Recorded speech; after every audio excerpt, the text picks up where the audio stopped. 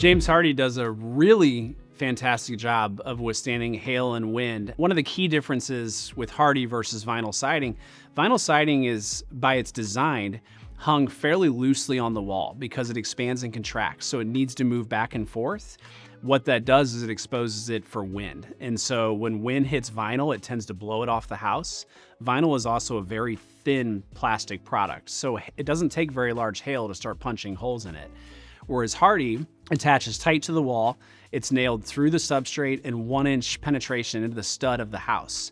So it would take many hundreds of miles an hour of wind to be able to pull that Hardie off the house. Once it's on the wall, it's extremely dimensionally stable. So I can give a personal example. We had a pretty bad hailstorm at my house 18 months ago.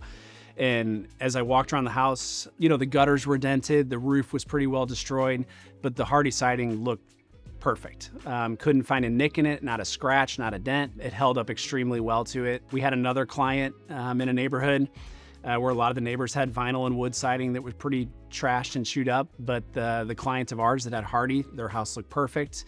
They just needed to have a replacement roof done and new gutters from the hail. But yeah, I would say, especially in our climate where we get a lot of hail almost every year now, it seems like, and we get a lot of wind, Hardie tends to be the strongest product, kind of right up there with brick or stone to protect against those elements.